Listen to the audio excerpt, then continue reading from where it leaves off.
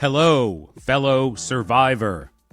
At this point in time, as the United States of America approaches its 250th anniversary, I feel like calling each of us survivors is appropriate. But hey, it's not that bad. I am here at the P, writing the introduction to this podcast, and if anything says privilege in 2026, this certainly does. For real though, every time I feel like I can't take any more, I immediately laugh at how soft that sounds. Not soft in the "you better toughen up, Josh" way, because I already am plenty tough, but in the "I can't believe you wasted 2 seconds of your lifetime considering a course of action that you would never take. This is the latest edition of the 1461 Days of Ignoring with Josh Bloom podcast, the weekly compilation of my daily 1461 Days of Ignoring the Trump administration posts that originate on TikTok and are then reposted on YouTube, Instagram, and Substack. Fun fact, I also post them on Patreon along with the pre-script draft versions of the videos straight off the dome. That means you get to see the day's idea in stream of consciousness mode before I write it up and film it. I haven't been promoting this because it is in the soft launch phase, speaking of soft, but if you visit my Instagram stories, you will find the link you need. Before we get into hell, here is some heaven. Bruce Springsteen, on the heels of his activist, anti-administration song Streets of Minneapolis, has commenced a new tour that expands on the concept. Bruce has always been a political figure, whether his fans or detractors know it or not. So many people confuse Born in the USA for a pro-USA song, for example, that it had almost become comical. Naturally, Bruce opened the tour in Minneapolis. If there was any little bit of room to question left about what this tour is about, Tom Morello of Rage Against the Machine has joined the E Street Band for this run. The setlist also makes it clear. The show is opening with a tirade from Bruce denouncing the administration, followed by an immediate launch into a cover of the classic song War, and then the aforementioned Born in the USA. In Minneapolis, Bruce honored dearly departed hometown hero Prince with a cover of Purple Rain, the first time he has performed the song in a decade. So far, Bruce has been annoying the shit out of the leader of the Trump administration. I wish him and his band safe travels on the road to continual irritation. We're almost to hell, but here is just a little more heaven. By the way, I don't believe in hell or heaven, but I do believe you should go over to my Substack later to read the 6,500-word piece about Paul McCartney entitled "I Am Sick of Writing About Paul McCartney." Go to superjews.substack.com, that's superjews.substack.com, and just enter your email address. There are options to pay to subscribe to my writing there, but you can also choose the free option as well. I would love to see you. This article will also be released as a podcast soon, but at Substack, you can fully immerse yourself in the images and videos I reference in the piece. Sign up. Thank you so much. And now, let's get into 1,461 Days of Ignoring the Trump Administration, days 369 through 375. This week on the show, on day 369, I talk about New York Times columnist Jamel Bouie. He is infinitely more intelligent than me, but intelligence falls by the wayside when it comes to anger. We all feel anger. Jamel posted on his TikTok discussing how he hates the idea that the leader of the Trump administration is suggesting putting his own signature on the currency. I find this infuriating on another level. Who wants to see his signature while paying for his overpriced gasoline? Good thing I don't carry or have cash to carry. On day 370, I talk about the leader of the Trump administration addressing the nation on the evening of April Fool's Day to spread some intimidating bullshit about the war in Iran after spending the morning attending a Supreme Court hearing on birthright citizenship to try and spread some intimidating bullshit there.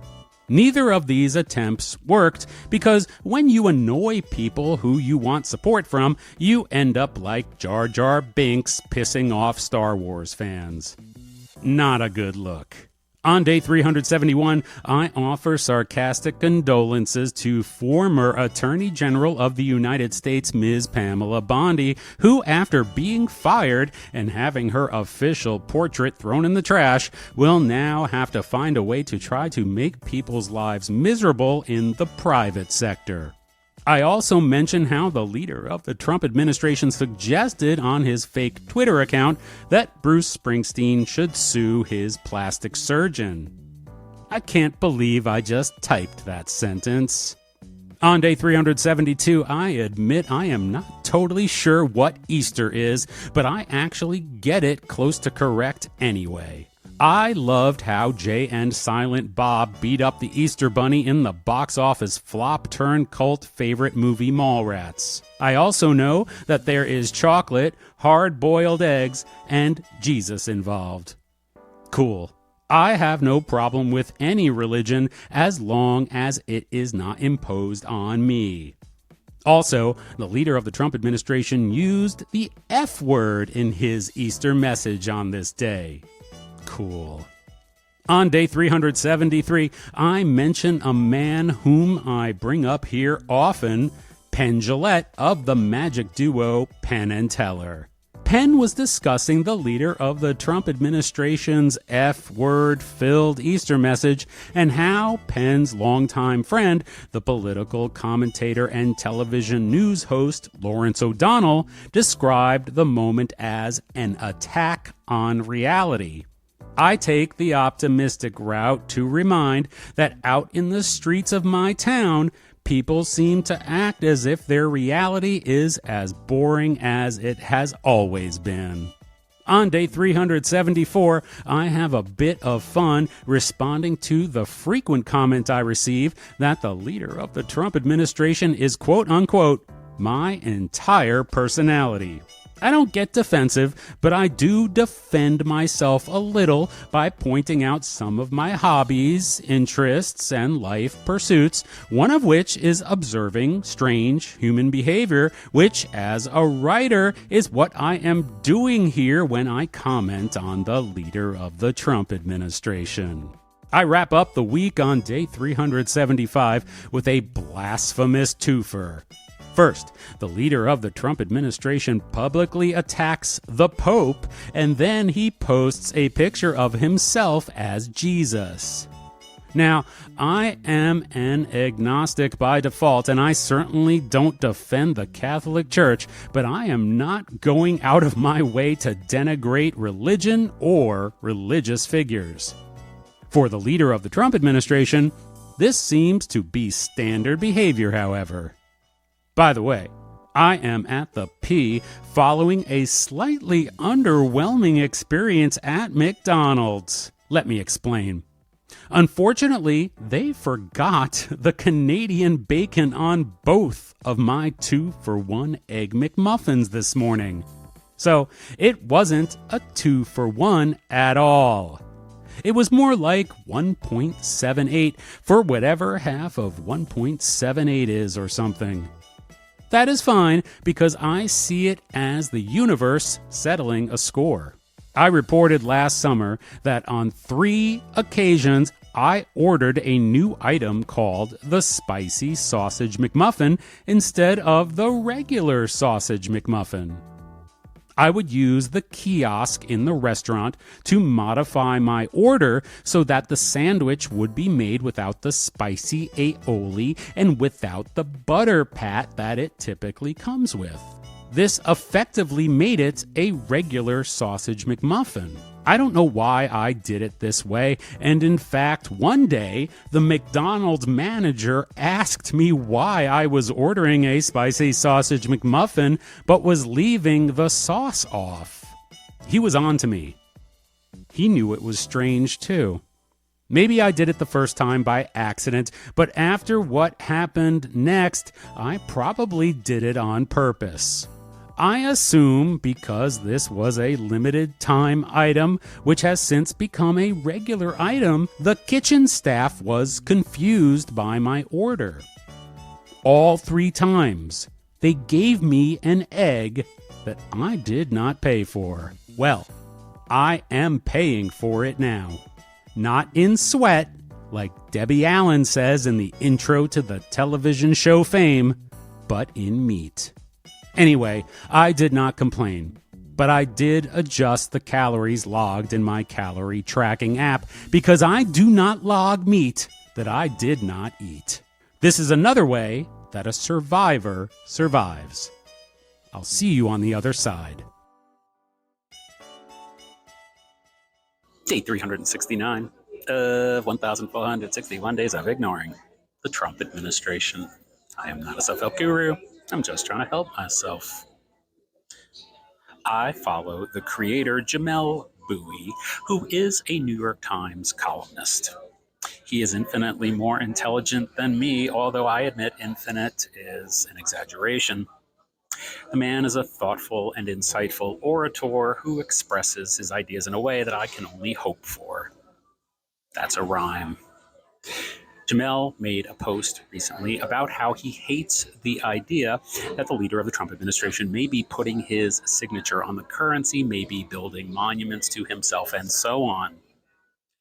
People of all intelligence levels who do not support the leader of the Trump administration and the Trump administration can understand and feel dismay about this development equally. It affects us all. Now, personally, I do not carry cash, but if I did and had to fork over $55 like I did just moments ago to fill a 10-gallon gas tank, I might feel very upset about having to not only pay that much because of the leader of the Trump administration, but also to do so with money autographed by him. It's called adding insult to injury, and yes, I call it an autograph because he considers himself to be in show business. I did leave a comment on Jamel's post, which said, I try to look at it as the required preface to all of the fun we will have when it is disassembled and reversed. I don't think this attitude is petty. I think this attitude is pretty. I think both sides celebrate the losses that the others endure, just like both sides enjoy the song Celebration by Kool and the Gang. This is Robert Kool Bell, pictured right here. I hope to hell he is not MAGA. Please don't tell me he is. Thank you. I continue to be mindful, optimistic, and hopeful as we continue to witness the indignities of not only real-life consequences, such as $55 at the pump, but also more existential consequences, like the undermining of human rights throughout the world at the hands of gleeful leaders. I have tagged Jamel here with the hope that he might see this and say, wow, that dude tried to level up and give a unique perspective on the leader of the Trump administration and the Trump administration. It is okay to anticipate this celebration and in the meantime continue to ignore the Trump administration.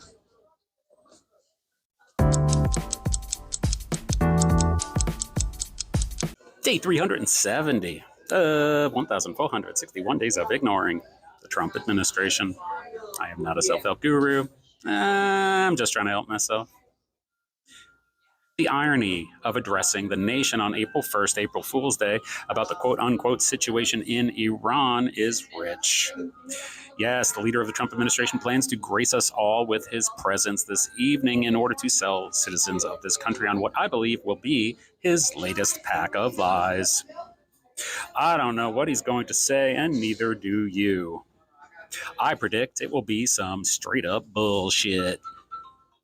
I believe at this point, even his followers know that so much of what comes out of the leader of the Trump administration's mouth is lies that only have one common element to them. They serve the leader of the Trump administration. But hey, there's always an opportunity for change. This is Easter week, after all. Before he melts our screens and rots our brains tonight, I heard he is planning on going over to sit in on the birthright citizenship arguments at the Supreme Court, something a president has never done before because there is supposed to be some kind of separation. But the only kind of separation we know about this president is the separation of sane and insane. It looks like he is trying to intimidate the Supreme Court justices, which is just hilarious. I cannot see this behavior affecting what they decide in any way, and if it did have any effect, it would have an effect that does not work in his favor. There's a reason why in any court case you don't want to piss off the judge, because even the most impartial of judges will get annoyed because they're still people, and Donald is a person who annoys people. He annoys many, many tens of millions of people, and in fact, he has begun to seriously annoy the people he used to not annoy, also known as the followers of the leader of the Trump administration and the Trump administration. I personally didn't pay much attention to the first 3 films in the Star Wars trilogy. Not episodes 4, 5, and 6. We love those. I'm talking about episodes 1, 2, and 3, which all had a very, very annoying character in them. I didn't pay much attention to the films, but I knew about this annoying character whose name was Jar Jar Binks. Donald is the Jar Jar Binks of this section of our American story. He is Har Har Jinx, which means he is laughable and brings bad luck, which is exactly what he will be bringing to these arguments today. I can't really imagine what awful words will come from his mouth tonight when he addresses the nation. I'm sure I will hear clips later, but for the moment, I will continue to ignore the Trump administration.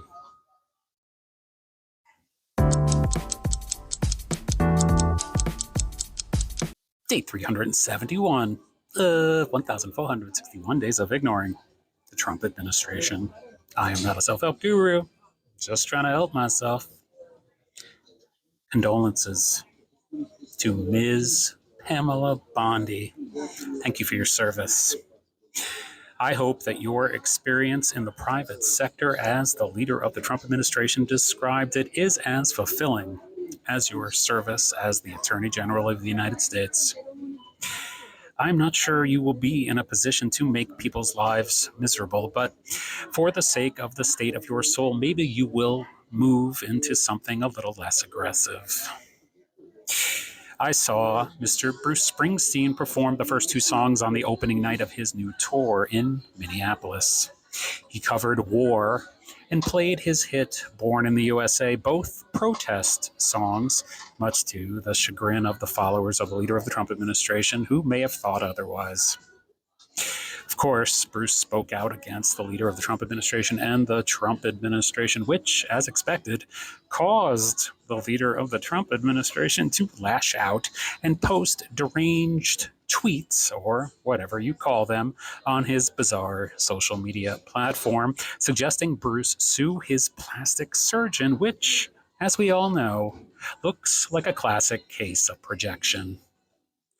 Have you ever had an incredibly dense dessert that was so dense that you said to yourself, isn't that rich? These tweets by the leader of the Trump administration are that dense. When you tell Bruce Springsteen to sue a plastic surgeon, then you are living in a world where no one is allowing you anywhere near a mirror. Back to Pam. I just heard reporting from MS Now this morning that her official portrait at the Department of Justice was spotted in the trash, which is appropriate, of course, not only if we are accounting for her record in office, but also for how she has been discarded by the leader of the Trump administration. And who will replace Pam? Well, we don't know. But I thought to myself that deep down, Donald really wants his next attorney general to prosecute his parents. Even though they are dead, I believe they are a source of great frustration, and so is Pam, who still has to testify to Congress under oath on April 14th. But after that, she can ignore the Trump administration.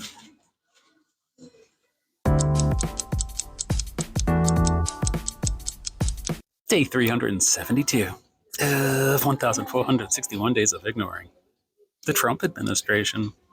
I am not a self-help guru. I'm just trying to help myself. Happy effing Easter, everybody. Now, if I'm being completely honest, I am not even sure what Easter is. I believe it's the resurrection of Jesus, or celebrating the resurrection of Jesus, or something like that. When I think of Easter, I think of Jay and Silent Bob beating up the bunny.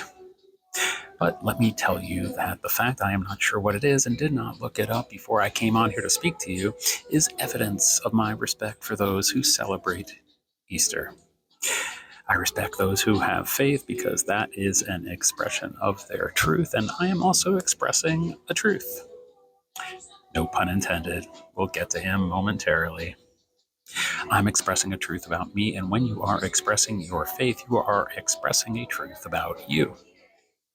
I respect those who express their truth unless they are powerful, mostly white men who want to not only express their truths, but attempt to force us to express their truths for them. I do not care what your color, race, religion, preferred sexual partner, or musical taste is. I respect the fact that you can choose how to live your life the way you want to live it, because I want you to respect my life and the way I want to live it. If you want to tell me more about your personal lived experience, whether it is the same as mine, completely different from mine, or somewhere in between, I'm curious to know, because I am curious about people. Now, I said we would get to the leader of the Trump administration, and here we are with his message on Easter. This message includes the F word, a first for me and likely for you as well, unless you are of an age where there was another president using the F word in their Easter message. I have said throughout this series that he would take us to the bottom, and we are going there. But I never said that taking us to the bottom would include obliterating humanity. This brings me back to my initial message, which is about expressing truths. I believe that we can all live together in harmony without the forces of these deranged leaders throughout the world trying to oppress us and impress upon us their beliefs and rules. It is one thing to live in a nation of laws, but it is completely another to live in a nation promoting decimation. Here on effing Easter Sunday, I am confessing my lack of education while continuing to ignore the Trump administration.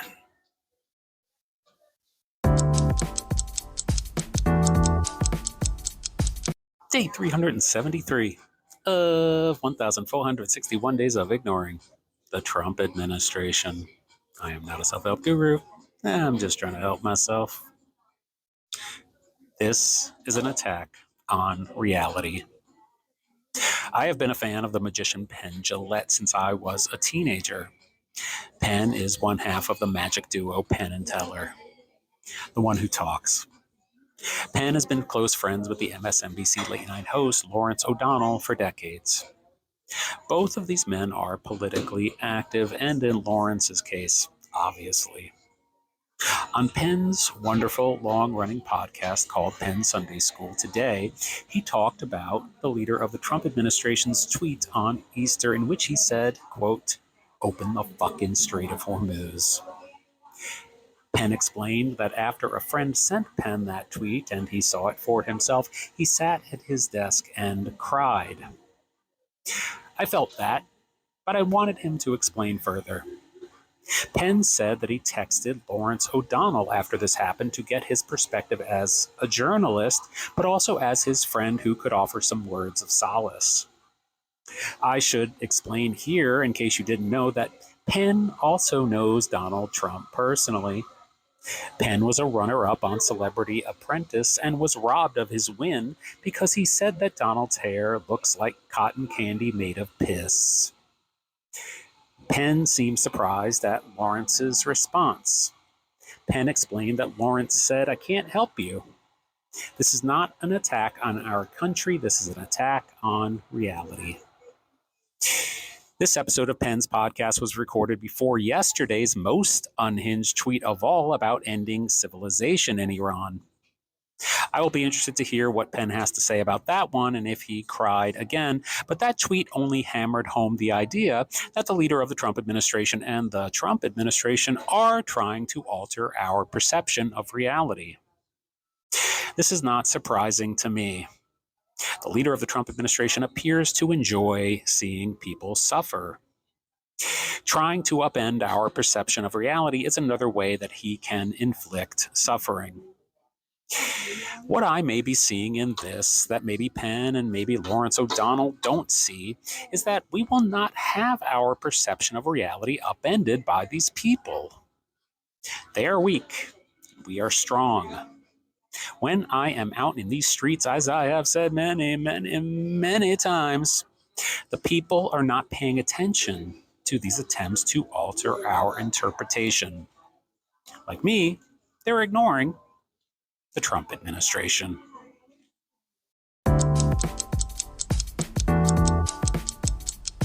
Day 374 of 1,461 days of ignoring the Trump administration. I am not a self-help guru. I'm just trying to help myself. One of the most frequent comments I receive and then delete here is to the effect of, "He is your whole personality." Now, I could imagine that if the person making this nasty comment thinks that it takes me all day, every day to conceive of, record, edit, and post this 3-minute long video, they might arrive at that conclusion that this is my entire personality. But I have to wonder if the person who would make such a nasty comment might not have their own personality and interests to occupy their time, which would preclude them from leaving such a ridiculous comment in the first place. In my own defense, I feel like saying that I do have other interests. I have over 30 years of experience in the music industry. I am a writer. I am an author with a book out right now that is not political in any way, which I have been having a great time promoting. I go for daily walks, which I enjoy very much, and I have been a practitioner of transcendental meditation for almost 13 years. This is a picture of the Maharishi Mahesh Yogi, who is acknowledged as the man who brought TM to the general public. The Maharishi is also famous for giggling and inspiring the derisive Beatles song Sexy Sadie. He taught them TM, and then they got mad at him. I also like having conversations with people who cross my path on a daily basis because people are what inspire me, and it is that aspect of my personality that inspired this series. I am fascinated by people, and in this case, the person that I am fascinated with is the leader of the Trump administration. I see his behavior as pathological, and as an American citizen interested in maintaining mindfulness, optimism, and hope while trying to live during trying times that take our time away from living, I believe observing him is both fun and educational. The leader of the Trump administration is, to me, one of the strangest people we have ever known in public life. I find his behavior so bizarre, so malignant, and so notable. I ask my detractors, how could someone like myself, who considers the study of people both inspiring and required as a writer, not pay attention and document my findings? I hope those who leave the comments that the leader of the Trump administration is my entire personality have a better understanding now of why I love parsing this information. And I invite you to stop projecting your anger and ignore the Trump administration.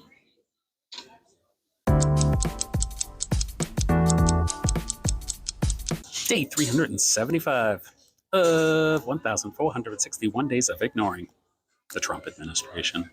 I am not a self-help guru. I'm just trying to help myself. Jesus Christ. I'm just talking about the leader of the Trump administration.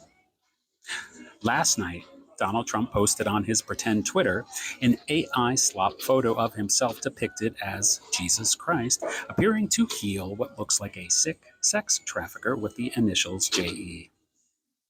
In my opinion, the leader of the Trump administration does not look like Jesus. When I think of Jesus, I always think he looks like Jim Morrison, but when it comes to Donald Trump, it is not love me 2 times, it is love me 0 times because, ew. This post followed closely on the heels of another typically unhinged meltdown aimed at an atypical enemy, the Pope. Many people are saying that these posts were blasphemous and sacrilegious. Now, I am not a Christian, so I will leave it to those who can say such things to say them, but I thought of 2 points of my own. What I know after observing the behavior of the leader of the Trump administration throughout my lifetime leads me to some conclusive thoughts. The initial rant about the Pope is the leader of the Trump administration unleashing his anger about the stunning election loss by Viktor Orban in Hungary. And when I say stunning, I mean what appears to me to be an outright undeniable rejection of right-wing conservative ideology that I believe will be mirrored in November here in the United States. The Donald as Jesus post is related because this is the same person we are talking about after all, but it is distinct. The second post represents Donald's true talent for creating distraction. By posting such a blasphemous and sacrilegious image, he distracts us from the discussion of Orban's stunning loss and what that means as a mirror for what is about to happen here. As a person who is fascinated with the disgraceful behavior of the leader of the Trump administration, which I find sociopathic and inconsistent with basic common decency, I believe these posts are typical for him and not an escalation. However, they are worthy reminders to ignore the Trump administration. Hi, it's Josh. If you haven't seen that picture of Donald as Jesus, don't bother. He came out a day or two later claiming it wasn't a picture of him as Jesus, it was a picture of him as a doctor. Frankly, I am mostly having fun at this point witnessing the attack on reality, as Lawrence O'Donnell termed it. I don't see it quite that way. Through my lens, reality can't be attacked because the attack is the reality. Whatever we are dealing with at any given moment is the reality. I believe we are merely in a moment in history that will be followed by another moment that will very likely feel less like an attack for us and more like an attack for someone else. Whoever those victims are, I will be here for them, because why not? Thanks again for listening. Please leave a 5-star rating or review for the 1,461 Days of Ignoring with Josh Bloom podcast in your podcast player, and leave a comment saying that you like the show.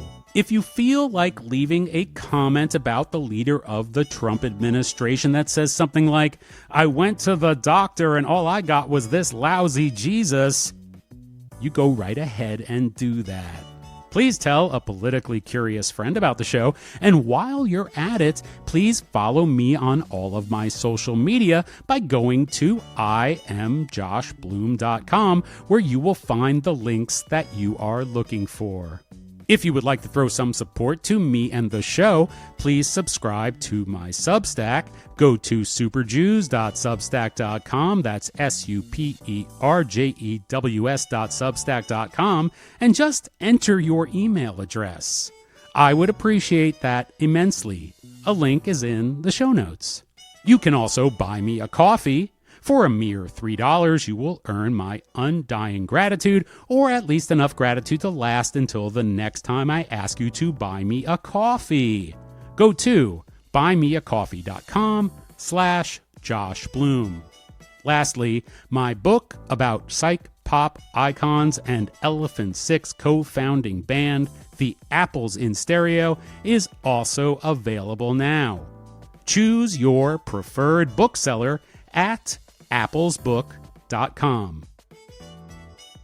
We are living in trying times that are trying to take our time away from living.